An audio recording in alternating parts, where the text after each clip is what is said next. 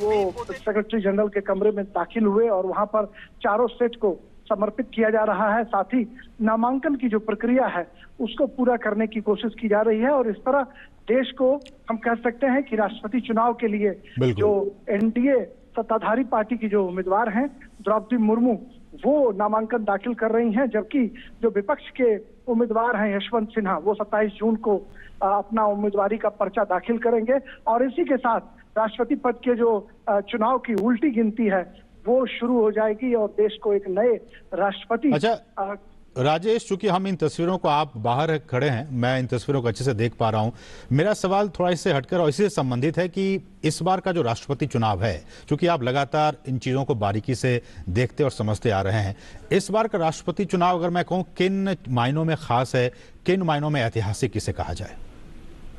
देखिए, खास और ऐतिहासिक इसलिए भी कहा जा सकता है कि प्रधानमंत्री नरेंद्र मोदी के नेतृत्व वाली जो सरकार है केंद्र में वो हमेशा से प्रयोग धर्मी रही है। एक प्रयोग धर्मी योजनाओं को लाना, प्रयोग धर्मी तरीके से नए लोगों को प्रमोट करना और समाज के हाशिए पर पड़े जो लोग हैं उनको सत्ता में भागीदार बनाना, उनको सत्ता में साझेदार बनाना, ये उनकी कहीं ना कहीं एक खासियत रही है। और ये पहला मौका होगा जब देश में कोई राष्ट्रपति अगर द्रौपदी मुर्मू को चुनाव जीतने में अगर कामयाबी हाथ लगती है तो देश को पहला आदिवासी राष्ट्रपति जो है वो मिलेगा और यह कहीं ना कहीं इसका श्रेय प्रधानमंत्री नरेंद्र मोदी को जाएगा, एनडीए सरकार को जाएगा, भारतीय जनता पार्टी की सरकार को जाएगा। और उन्होंने, हम कह सकते हैं कि एक ऐसा तुरुप का पत्ता भारतीय जनता पार्टी और एनडीए की सरकार ने खेला है जहां विपक्षी जो हैं वो चारों खाने चित नजर आ रहे हैं, क्योंकि ये उम्मीद की जा रही थी कि आप बिहार में ही देखते होंगे कि जेडीयू और बीजेपी के बीच कई मामलों में रस्साकसी का दौर चल रहा था। ये उम्मीद की जा रही थी कि नीतीश कुमार का स्टैंड कुछ अलग हो सकता है, लेकिन आपने देखा कि नीतीश कुमार ने ट्राइबल राष्ट्रपति के नाम पर बढ़ चढ़ कर हिस्सा लिया। वो आगे आए और उन्होंने कहा कि हम ट्राइबल राष्ट्रपति का समर्थन करते हैं। इसी तरह बीजू जनता दल के जो नेता हैं, ओडिशा के मुख्यमंत्री नवीन पटनायक, उन्होंने भी कहीं ना कहीं अपनी रजामंदी की मुहर लगाई। हालांकि चूंकि उड़ीसा से आती हैं तो ऐसे में उड़ीसा का समर्थन अगर द्रौपदी मुर्मू को प्राप्त होता है तो यह एक, हम कह सकते हैं कि बहुत ही अपने राज्य के प्रति जो उनका समर्पण का भाव है उसमें सत्ता और विपक्ष दोनों साथ नजर आएंगे।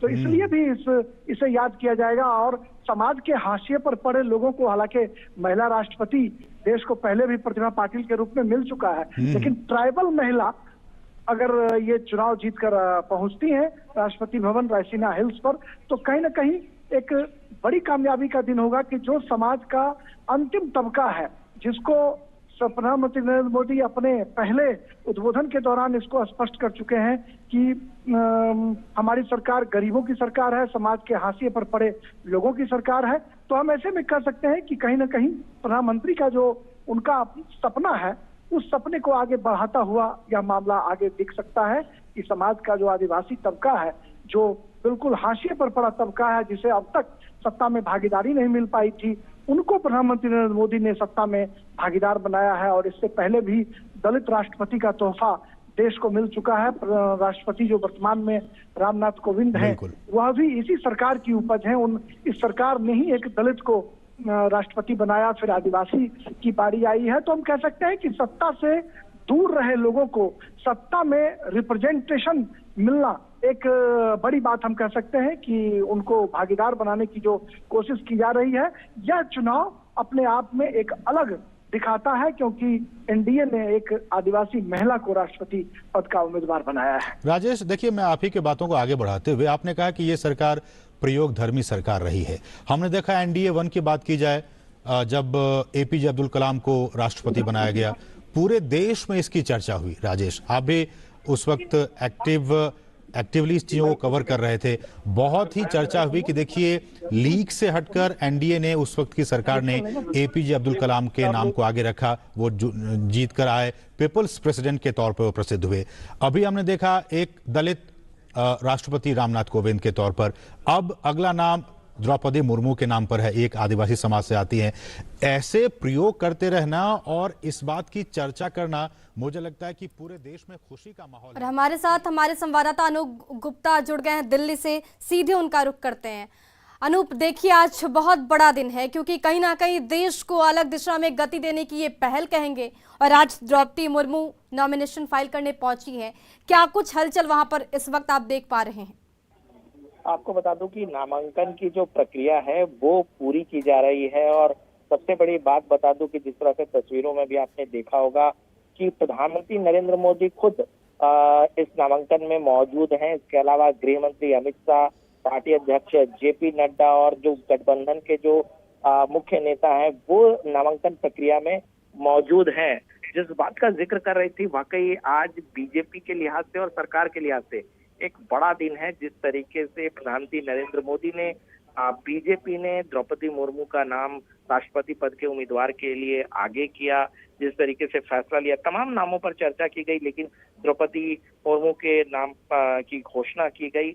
और आज के बाद औपचारिक तौर पर द्रौपदी मुर्मू अपनी कैंपेन की शुरुआत करेगी। लेकिन जिस तरीके का शक्ति प्रदर्शन आज एनडीए के नेताओं की तरफ से देखा गया, क्योंकि इस नामांकन की प्रक्रिया के दौरान जहां एक और केंद्रीय मंत्री, सारे मंत्री मौजूद रहे, सांसद मौजूद रहे, वहीं बीजेपी शासित राज्यों के मुख्यमंत्री और उप मुख्यमंत्री भी मौजूद हैं। दूसरी तरफ उड़ीसा के जो विधायक हैं, कुछ सांसद हैं, वो भी इस जो नामांकन की प्रक्रिया हो रही है उसमें मौजूद है। तो एक बड़ा कह सकते हैं कि शक्ति प्रदर्शन एनडीए की तरफ से आज किया गया है। जी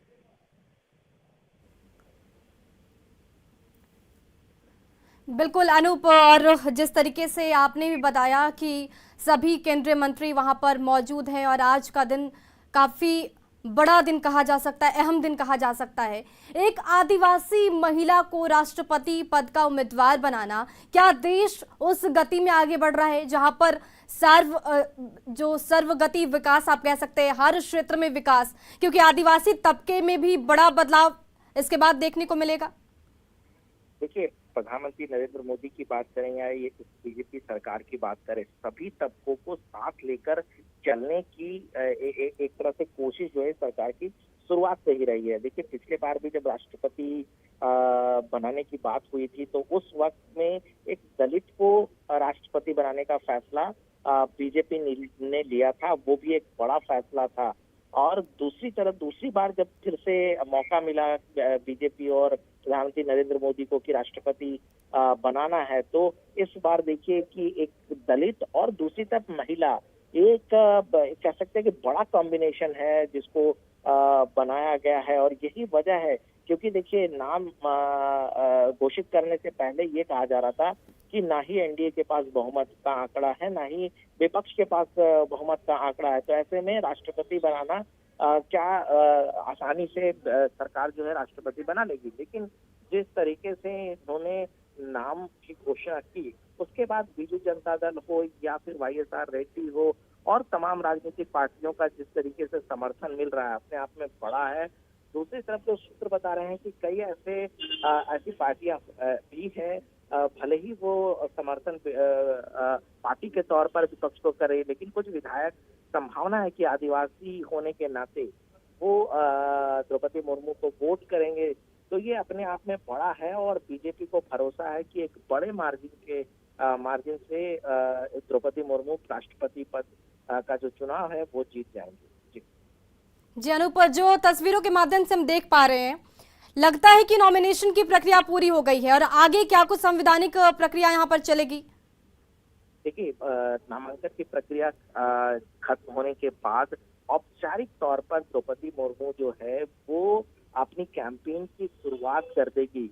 देखिए, ये जो राष्ट्रपति का पूरा चुनावी प्रक्रिया होता है उसमें चूंकि किसी दल की भूमिका नहीं होती है, तो ऐसे में द्रौपदी मुर्मू सभी से अपील करेंगी, सभी पार्टियों के पास जाएंगी, व्यक्तिगत रूप से राज्यों के मुख्यमंत्री से मिलेंगी और अपने लिए वो मत मांगेंगे। तो एक कैंपेन की शुरुआत होगी द्रौपदी मुर्मू की तरफ से, चूंकि 27 तारीख को जो विपक्षी पार्टी के जो राष्ट्रपति पद के उम्मीदवार है उसका भी नामांकन है। तो एक तरह से पूरी प्रक्रिया चलेगी। जिस तरह से चुनाव होता है, कैंपेन की शुरुआत होगी और उसके बाद वोटिंग किया जाएगा। और वोटिंग की प्रक्रिया आपको मालूम है कि जो विधायक है वो वहाँ विधानसभा में वोट डालेंगे, जबकि सांसद जो है वो राज्यसभा में वोट डालेंगे, संसद भवन में वोट डालेंगे। तो तमाम प्रक्रियाएं जो है वो आज से औपचारिक तौर पे इस राष्ट्रपति चुनाव की प्रक्रिया शुरू हो जाएगी। जी, बहुत बहुत धन्यवाद अनूप तमाम जानकारियों के लिए।